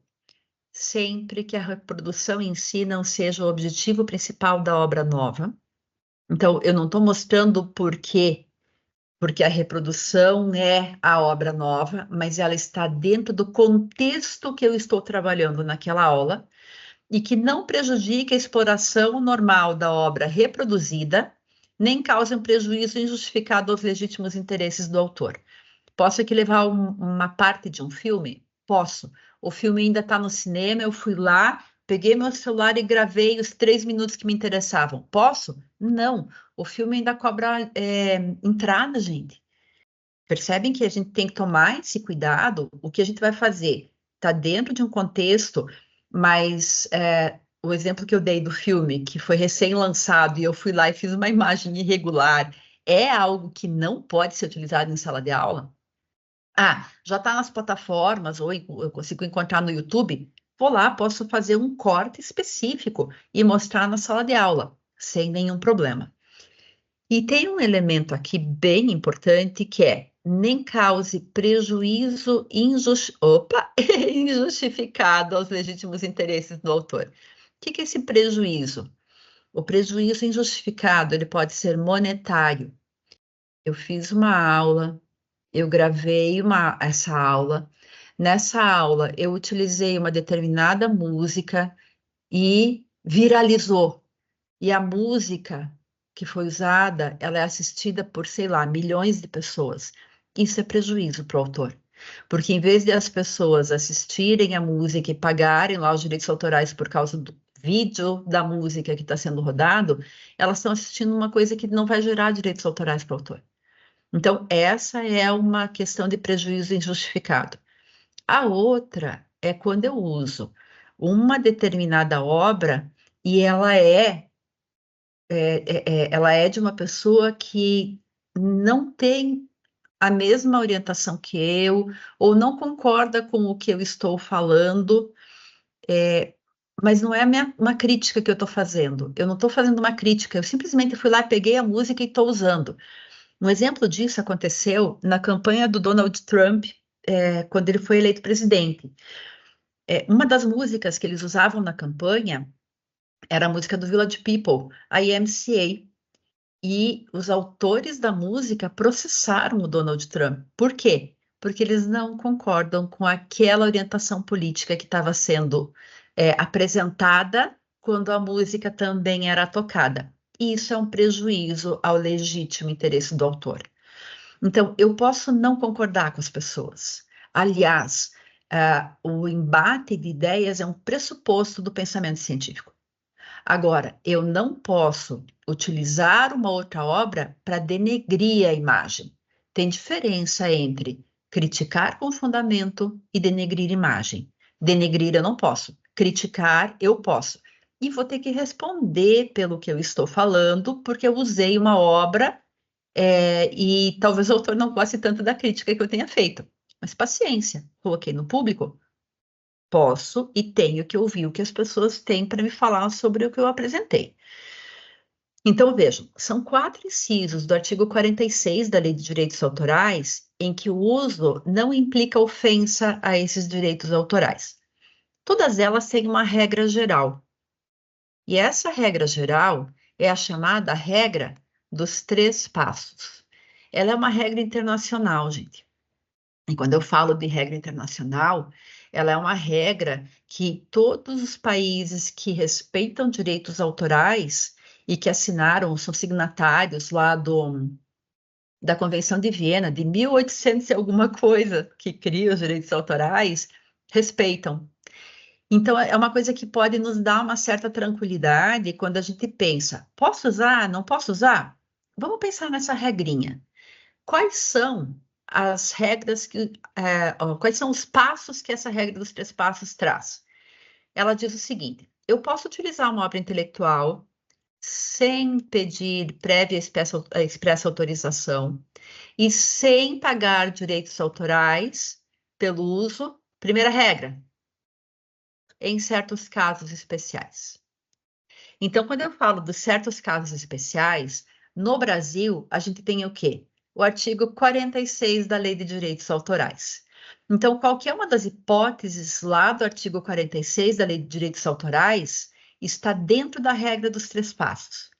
Vale dizer, está escrito lá, posso utilizar uma obra não autoral, sem ofensa aos direitos autorais e sem fazer prévio e expresso pedido de autorização. Silvana, é só ali? Não, tem um entendimento do Conselho Nacional de Justiça, que faz todo um trabalho de uniformização de posicionamentos jurídicos, que essas regras do artigo 46, elas não são interpretação restritiva, elas são interpretação extensiva. Dá para aumentar um pouquinho a interpretação. Como? Pois é, eles não falaram como. Então, se eu puder dar um conselho a quem está assistindo esse vídeo, se você tem dúvida se cabe ou não no 46, porque não está expressamente colocado lá no artigo 46, não use, não corra risco. O fato é que, em todas aquelas hipóteses, é possível utilizar uma obra não intelectual sem prévia e expressa autorização. Segunda regra. Então, em certos casos especiais, na segunda regra, que não conflitem com a exploração comercial normal da obra. O que significa isso? Significa, por exemplo, que se eu for fazer um material didático para os meus alunos e eu vou entregar para aquela turma do primeiro período de introdução ao direito, tá ok. Agora, se eu for fazer um material didático para um curso de educação à distância numa plataforma paga, não pagar direitos autorais de uma obra que tem direitos autorais conflita com a exploração comercial normal da obra. E isso a gente precisa ter muito claro. Silvana, como é que fica isso para as aulas? Quando eu dou uma aula presencial, não tem nenhum problema. Porque eu estou o quê? Num ambiente restrito, o alcance daquela aula é restrito, ele não vai ser compartilhado depois, outras pessoas não vão ter acesso, não vão poder fazer outros usos. Então, posso usar qualquer material intelectual, qualquer obra intelectual não autoral, isto é, de outras pessoas, nas minhas aulas presenciais? Posso. Texto? Posso. Eu posso colocar lá no slide dizendo que é uma citação de fulano de tal. Lembra dos direitos autorais morais. Posso colocar lá um som para discutir alguma coisa. A Ana estava mostrando material de identidade visual e na tela que ela estava indo para frente tinha um ai, coraçãozinho, New York. Aquele Love New York é uma marca. Aquela marca tem direitos autorais. A Ana pode utilizar na aula dela? Pode. Pode, porque não vai conflitar com a exploração comercial normal da obra. Agora, a Ana gravou a aula. A Ana ainda tem justificativa? Tem, porque a gente está num ambiente de universidade pública, de escola pública, e aí a gente, quando faz uma gravação e compartilha, a gente não está cobrando pela utilização. Embora a universidade esteja ganhando com a marca que está sendo levada, a escola esteja ganhando com a marca que está sendo levada, mas tem um acesso público. Esse acesso público não remunerado nos dá essa justificativa que diz que não conflita com a exploração comercial normal da obra. Agora, se é um material didático de um curso pago, conflita, não dá para usar. Se é uma aula EAD num curso pago, conflita, não dá para usar. Isso é bastante claro. E que não prejudique injustificadamente os legítimos interesses do autor, que é a terceira regra. E aí entram os interesses financeiros, que se soma à segunda regra, ou os interesses de caráter moral ou extra-patrimonial. Beleza? Essa regra dos 3 passos é preciosa para a gente. Preciosa. Porque ela nos diz, enquanto aplicação prática sobre aulas presenciais, que nós temos uma liberdade muito grande. E sobre aulas gravadas, que a nossa liberdade é um pouco menor e a gente vai ter que pensar nisso. De que forma isso vai acontecer? Bom, quando eu penso no uso de material não autoral, eu tenho diferença entre aula presencial e aula gravada. Essa é uma premissa. Para a aula presencial, o uso de material não autoral em aulas presenciais, ele é um uso muito mais livre, muito mais flexível. Então, vou usar texto. Como eu faço? Para texto, gente, seja em material em aula ou seja em produção de material didático, tem uma regra de ouro. Qual? Respeita a ABNT. Ponto. Faz a citação completa. Se você vai fazer utilização de texto lá no material didático que você está produzindo, faz citação com abre aspas, fecha aspas da parte que é necessária, faça paráfrase e indica de onde vem aquela referência. Tá tudo super tranquilo. Então, texto não é um problema. A gente vê plágio quando a pessoa não quer dizer de onde veio o texto, ou quando ela é relapsa e não copiou a referência, ou quando ela leu descuidada, não anotou de onde era, lembra da ideia, cita e viola direito autoral de alguém. Então, como eu faço com texto? Posso colocar nos meus slides? Posso, mas digo de quem é a ideia se ela não é minha. Senão eu estou roubando ideia, tá? E isso é plágio. Então, plágio é utilizar a ideia ou a obra intelectual de uma outra pessoa sem referenciar e sem autorização. Então, sem referenciar, sem autorização, eu estou dizendo o quê? A obra é minha. E esse é o crime. Imagem, áudio e vídeo. Bom, imagem, áudio e vídeo. Imagem. Da onde que eu peguei essa imagenzinha aqui? Aqui do PowerPoint. Porque eles têm disponível e eu posso utilizar. Posso pegar lá no Canva? Pode. Ah, desculpa. Então podem falar. Oi, Isso. vou fazer a minha pergunta enquanto ele se organiza. Acho que 2 slides para trás, você colocou que pequenos trechos. Ah, não sei, Flávia. Já falei, não sei. Porque isso... não, já passou. Pode... porque assim, isso aí. A Pequenos reprodução trechos. de Pequenos o trechos. que é um pequeno Pois é, trecho? Flávia. Então, veja. Eu tenho um livro de 350 páginas, 18 capítulos, e eu vou usar 4 páginas. É um pequeno trecho. Ou eu vou usar um capítulo inteiro. Então, eu preciso, não dos 18 capítulos, é um capítulo. Eu tenho um livro de 350 páginas e 3 capítulos, e eu vou usar um. Você percebe que o mesmo número de páginas pode ter pequenos trechos e grandes trechos representados por um capítulo? Então, eu não consigo dizer o que é esse pequeno trecho, mas eu consigo te dizer como fazer isso. E pode ser pequeno trecho de texto, pequeno trecho de áudio, pequeno trecho de vídeo. Está valendo para todos, porque é em quaisquer obras. Você é professora de fotografia, tá? Você vai, ou professora de vídeo, você está falando sobre como produzir um vídeo institucional e você quer usar um exemplo de um vídeo institucional, porque naquele vídeo, do minuto 2 ao minuto 2:45, teve uma estratégia muito interessante e o vídeo tem 10 minutos. Você vai usar os 10 minutos do vídeo? Não, você vai usar um pequeno trecho, dos 2 minutos ao 2:45, e você está tranquila. Porque você sabe que no contexto amplo que você está trabalhando, que é vídeos institucionais, aquele trecho de 45 segundos, ele é completamente inovador para vídeos institucionais, funcionou muito bem, a estratégia utilizada é aquela que você quer que os teus alunos vejam e está justificado. Percebe isso? Agora, usar os 10 minutos do vídeo, o que você vai fazer com os outros 9 minutos e 15 segundos? É para ver a propaganda ou a instituição que foi utilizada, enfim. Você percebe que o conceito de pequeno trecho, ele está atrelado à utilização que vai ser dada? Não sei se fica claro nesse sentido, Flávia. Ficou sim. É que eu acho que baseado nesse inciso, né, 8º, isso. muita gente fala assim, não, pode usar qualquer música em qualquer produção, desde que não passe 30 segundos. Eu lembro que você me fez essa pergunta. Então, tá muito errado. Comum ouvir isso nas produções. E aí, veja, a música serve para isso também. O que é pequeno trecho da música? Eu pego Faroeste Caboclo, que tem 11 minutos, talvez 1 minuto não seja um grande trecho.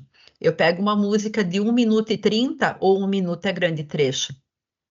Então, eu preciso entender para o que eu quero utilizar e pegar aquela parte. Eu vou fazer uma utilização do Fantasma da Ópera. Gente, o Fantasma da Ópera não tem partes, ele é uma obra inteira. Mas me interessa aquela partezinha, é aquilo que eu vou apresentar. E não os 30 segundos. 30 segundos é confortável, mas não é certo, tá? Eu acho que esclarece, eu não sei se esclarece a tua dúvida? Sim, obrigada. Beleza. Então, a gente está falando de uso material não autoral em aula presencial. Eu vou trabalhar ali com a imagem, da mesma forma que eu vou trabalhar com o áudio, com o vídeo, e vou pensar dentro dessa lógica do pequeno trecho, eu vou pensar em por que é que eu estou apresentando aquilo para os meus estudantes, eu vou pensar na estratégia que eu vou usar para fazer sentido aquilo que eu estou usando, que não é meu. Até porque conhecimento não se faz sozinho. Conhecimento é acúmulo do que os outros já pensaram e que eu vou utilizar e organizar da forma como eu, didaticamente, entendo que é mais adequado. Tudo que eu trouxe para vocês aqui, alguém já pensou. Algumas coisas eu pensei a partir do que eu tenho de conhecimento e de reflexão. Mas a gente não constrói nada sozinho.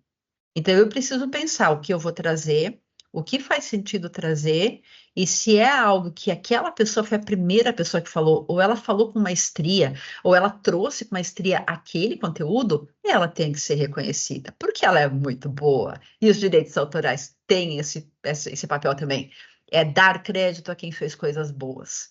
A gente tem que reconhecer o valor do outro nas nossas aulas também.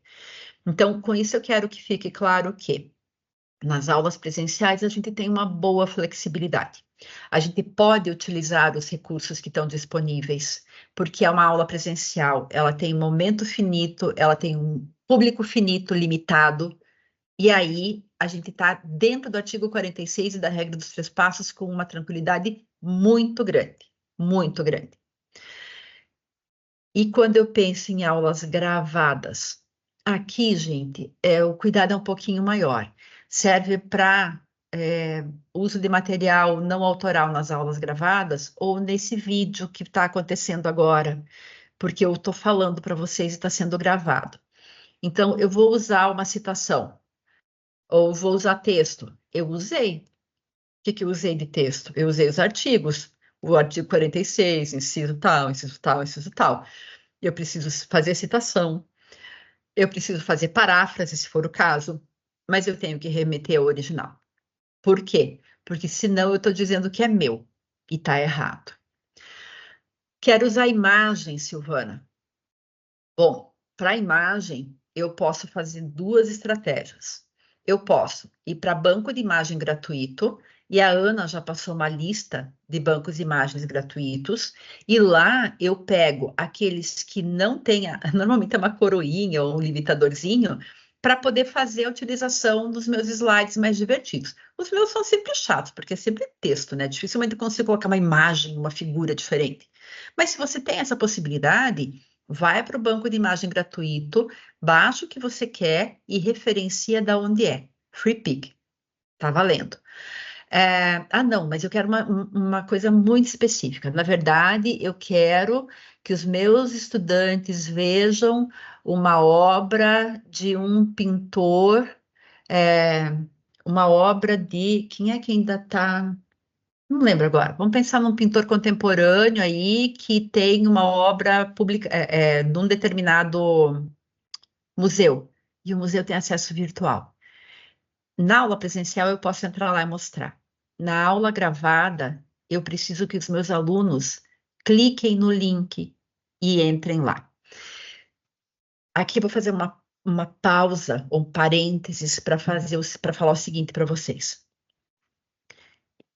Se eu estou gravando uma aula, eu vou ter que usar uma estratégia que não é a melhor estratégia, mas ela não vai me colocar em situação ruim em relação a direitos autorais. Na presencial, eu posso entrar lá no site daquele museu e clicar lá na obra e discutir a obra com os meus alunos. Na aula gravada, se é só para os meus alunos, eu posso usar essa estratégia. Qual é o meu receio? O meu receio é que a Flávia vai ensinar a usar o OBS. E os meus alunos podem estar gravando essa aula e podem jogar essa aula no YouTube e se perder o controle sobre essa aula. O que era só para eles viralizou, fugiu do controle. Quando eu coloco isso em plataformas, eu não tenho rastreabilidade. Eu não sei quem baixou, com quem foi compartilhado. Então, o risco de alguém estar gravando isso que a gente está falando agora, não só na gravação que o Teams está fazendo, mas um OBS, e isso escapar dessa plataforma é muito grande. Então, o que você vai fazer? Você vai disponibilizar o link para que o estudante entre, e nem que seja assim, ó. Então, essa aula é gravada. Agora, você vai dar um pause aqui, vai lá no material que eu mandei para você, clica no link de número 1, olha a imagem e volta para cá. Ai, Silvana, que horrível. Eu sei, mas aí você não vai ter problema. Silvana, e no caso de uma aula síncrona? Porque numa aula, você está falando numa caso de uma gravação, tá? Mas no caso de uma aula síncrona não gravada, por mim, né? É lógico que incorre o risco do aluno gravar sem a minha autorização. Mas na presencial também, né? Ele pode Sim. ter o celular aqui. Por isso que a gente faz aqueles documentos no início da aula. No então, caso veja, de uma Ana, aula síncrona não gravada, eu poderia usar esses trechos? Ou essa obra? Você pode se cercar de cuidados. E ao se cercar de cuidados, você vai estar falando, ou eu estou te falando do quê? Você vai fazer um documento dizendo que os estudantes não podem gravar a aula. Você vai fazer um documento dizendo que, caso eles não queiram que a imagem deles seja compartilhada, eles não vão abrir o vídeo enquanto a aula está correndo, se for gravada. Você tem um monte de documentos que vão te dar o que eu chamaria de habeas corpus preventivo, é um início de proteção. Dá para você assumir esse risco? Você me fez essa pergunta no início da pandemia, Ana. Cara, 3, 4 anos depois ela faz a mesma pergunta e a angústia é a mesma, de quem pergunta e de quem está respondendo. Uhum. Você pode assumir o risco deixando muito claro assim. Vejam, essa aula não está sendo gravada, por isso nós vamos entrar lá. E você vai ter a sua aula gravada. Então e se você ela grava for a sua gravada aula. para esse mesmo grupo restrito? Você pode fazer a mesma estratégia com um risco um pouco maior. Então, a minha recomendação é assim: eu vou dar uma aula síncrona, e essa aula síncrona não vai ser gravada para os alunos. Eu teria a minha gravação.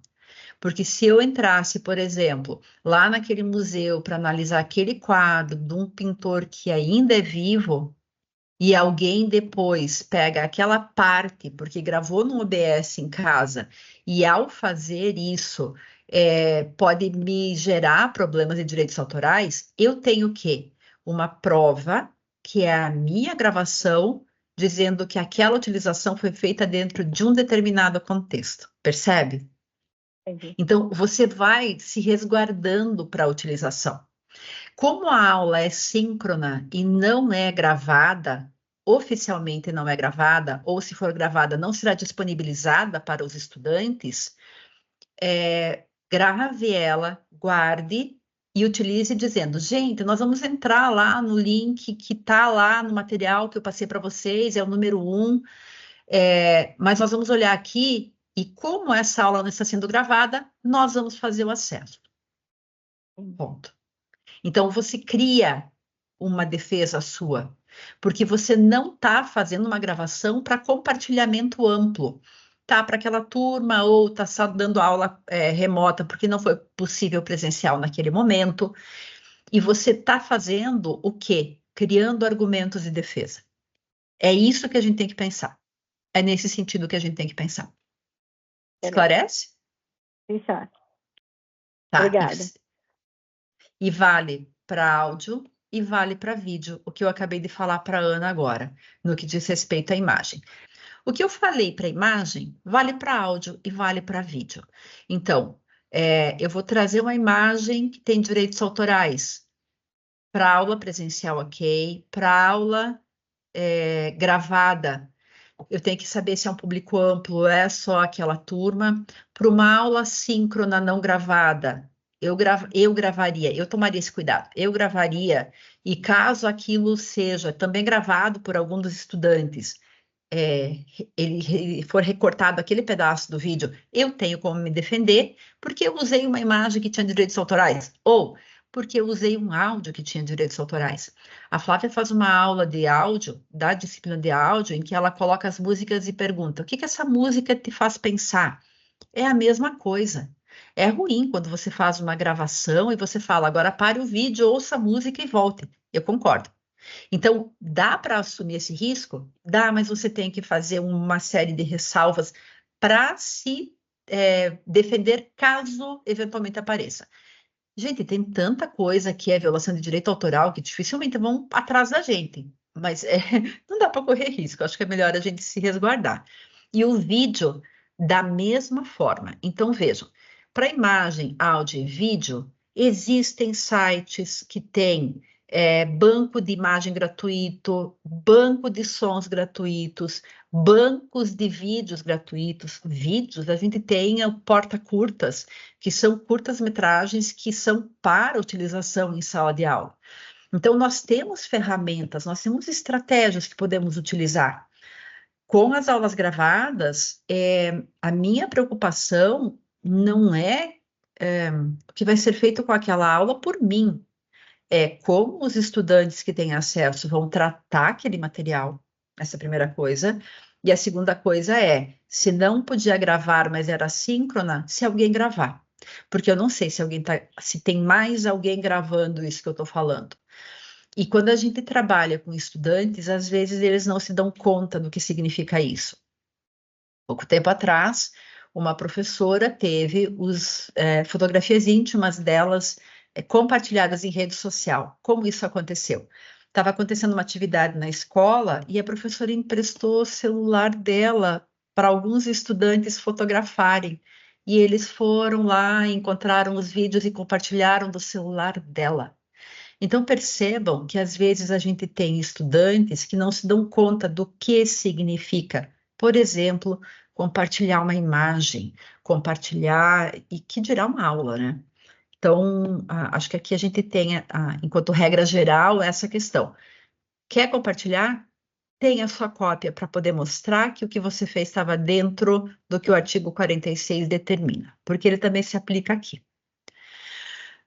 E aí a gente entra no último item, que é o uso de imagem e voz de pessoas.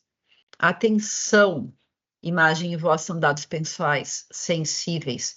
Então, eu não estou falando aqui de direitos autorais, eu não estou falando de criação de obra intelectual, eu estou falando de dados pessoais. E aí, a Lei Geral de Proteção de Dados é que regulamenta esse assunto. Como é que eu faço isso?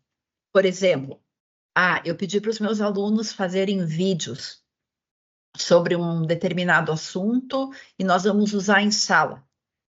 Dá para fazer? Claro que dá para fazer. Aliás, eles fazem vídeos muito legais e eles certamente fazem vídeos melhores do que eu, com certeza. Mas se eles gravarem um colega, tem que ter autorização escrita. Dependendo da idade, é dos pais do colega. Por quê? Porque a utilização de imagem, de voz é dado pessoal sensível. E aí, vejam, como eu trabalho, uso de imagem e voz de pessoas em atividades didáticas. Aula presencial. Na aula presencial, qualquer imagem que eu queira utilizar, ou ela é de um banco de imagens gratuito, e se é gratuito, eu presumo que aquele banco de imagens tem direito de autorização de utilização daquela imagem. Quando a Ana apresentou lá, eu quero tudo em tom de roxo, tinha fotografia de uma menininha na frente do computador, né? A primeira coisa que me veio ela daí deu autorização, ou os pais deram autorização para que aquela fotografia fosse feita. Então, ou eu preciso pensar na aula presencial, que eu tenho que ir para um banco de imagens, a imagem é livre, ou eu tenho um banco de imagens pago, e aí aquele banco de imagens já tem a autorização do uso de imagem, ou se eu quero usar fotografias ou filmagens que não estão em banco de imagens, eu tenho que ter autorização das pessoas que estão lá, que entram em close, que têm destaque. Não se eu tenho uma multidão de 500 pessoas, mas se eu tenho pessoas que se destacam daquela imagem ou daquela fotografia. Qual é a preocupação? Imagem e voz são dados pessoais sensíveis. Esses dados pessoais sensíveis, eles são dados que podem colocar a pessoa em situações de vulnerabilidade. Hoje, existem inteligências artificiais que com 10 segundos de fala já conseguem emular a voz da pessoa. Tem inteligência artificial que consegue pegar a imagem de uma pessoa, o rosto da pessoa, e colocar num corpo nu. Então, percebam que quando a gente fala de imagem e voz, nós estamos falando de coisas extremamente preciosas para nós.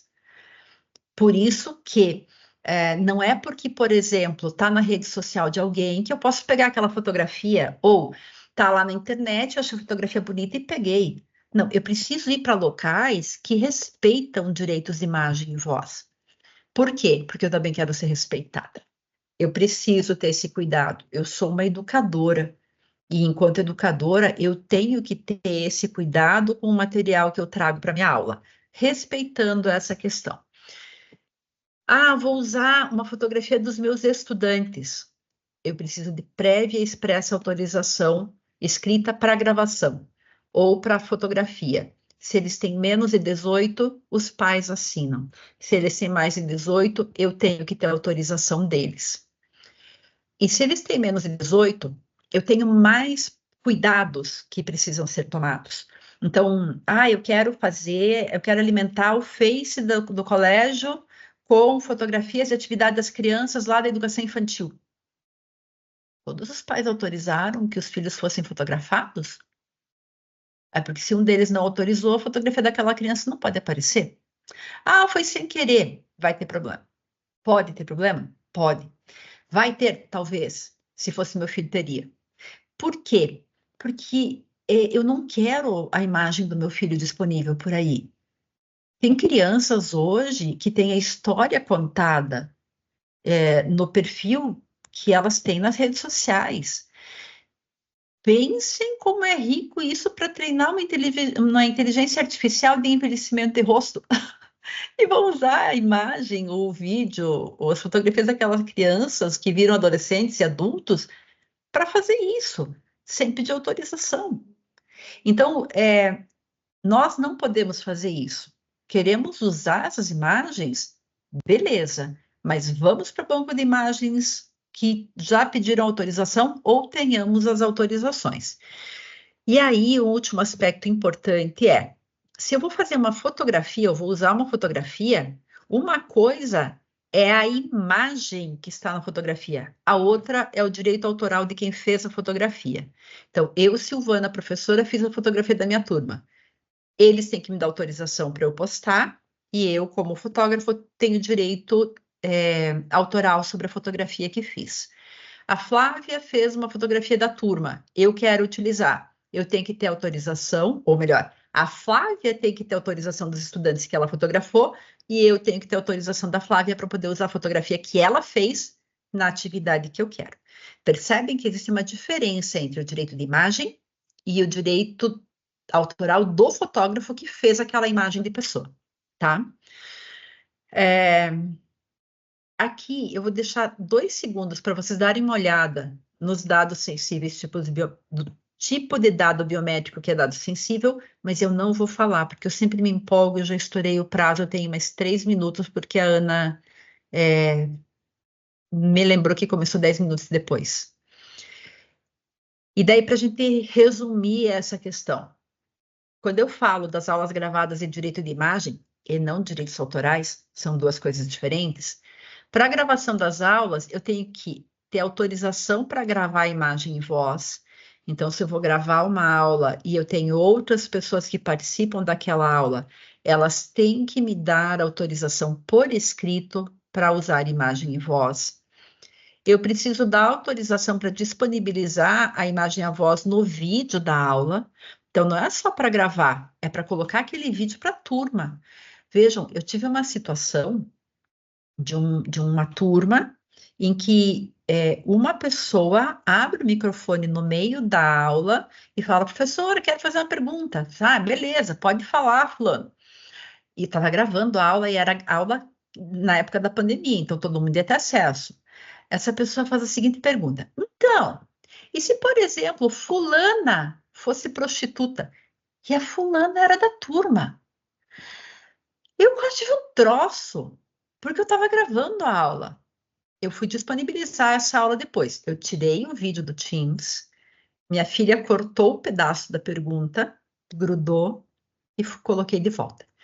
Porque a exposição que poderia causar a essa colega de turma, a questão era muito grande. Então, eu preciso ter esse cuidado. Nem perguntei para a menina se eu podia usar ou não aquela gravação, eu simplesmente excluí a parte em que havia essa exposição. Não, eu queria colocar integral, eu ia precisar dessa aula, porque eu podia estar expondo ela e aquilo recortado e usado em outro contexto podia bagunçar a vida dela.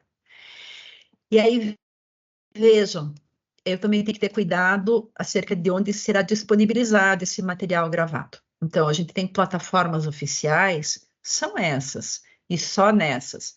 Ah, eu tenho repositório no YouTube. E se der algum problema, quem que responde? Então, se o vídeo é de uma aula da universidade, se o vídeo é de uma aula do colégio, é na plataforma da universidade ou na plataforma do colégio que eu vou disponibilizar. Obrigada, está aqui disponibilizado o meu e-mail, caso vocês tenham alguma dúvida. E quando eu falei que eu precisava de umas 4 horas, eu tinha falado sério, porque eu passei muito rápido por um monte de coisas. Então, eu não sei se a Andrea conseguiu abrir o microfone. Ela não está mais na reunião. Tá. Ah, então o Mickey, o ursinho Pooh, o Mickey, o ursinho Pooh, vários, mas o Mickey tem uma história, então o Mickey dá uma meia hora de aula. Nossa, e estão fazendo filme de terror, estão usando o Mickey para tudo agora, tipo, virou... Mas vejam, é só aquele Mickey do primeiro filme, e não qualquer Mickey. Só da fantasia. Então, o que eu queria falar é assim, se tem dúvidas e que não ficaram claras aqui, façam contato. A gente abre um Teams, conversa, enfim. Medo. Medo. Acabou o curso de um jeito meio... Eu assisto essas coisas da Silvana, aí eu fico com medo 3 meses, é o meu prazo de medo da Silvana. Aí depois eu esqueço algumas coisas e eu começo a fazer errado de novo. Aí eu assisto o novo curso da Silvana, eu fico com medo 3 meses, e assim vai. Mas, Ana, eu preciso falar uma coisa para você.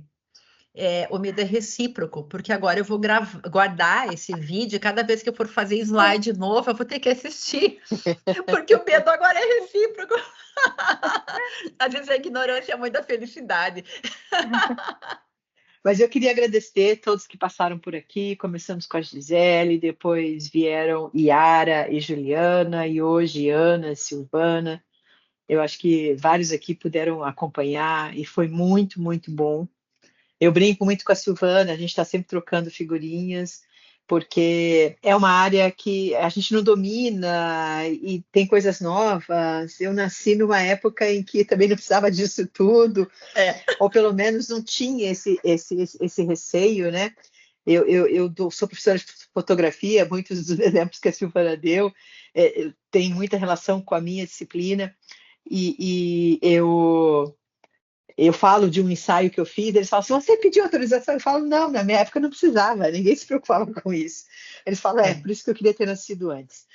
Mas, assim, não só esse aspecto, como aprendi muito com a Ana, a gente sempre aprende sobre essa questão de como preparar um bom slide, como dinamizar as aulas com a Yara e com a Juliana, e como fazer planilhas. Se vocês não viram o vídeo de planilhas, eu recomendo. É muito interessante, já está. Então, os 3 primeiros vídeos já estão disponíveis no nosso canal do NTE. Fica lá para que vocês possam retomar a cada 3 meses. Mas nós da NTE temos essa preocupação e esse intuito de oferecer formação continuada aos docentes, aos professores, tanto da universidade quanto de fora dela. E queremos continuar fazendo isso da melhor maneira possível para poder contribuir com a formação de todos nós, né? Porque eu também sou docente e também preciso disso. Então, mais uma vez, eu agradeço a Yara, que foi quem idealizou esse curso, quem preencheu toda a papelada, convidou as pessoas, organizou. E novos cursos virão, não é verdade, Yara? Estamos cheios de planos. É isso aí. Então, esperamos contar com vocês nas próximas oportunidades também. E foi um prazer estar aqui nessas tardes de sexta-feira com todo mundo. Muito obrigada. Obrigada, pessoal. Tchau, tchau.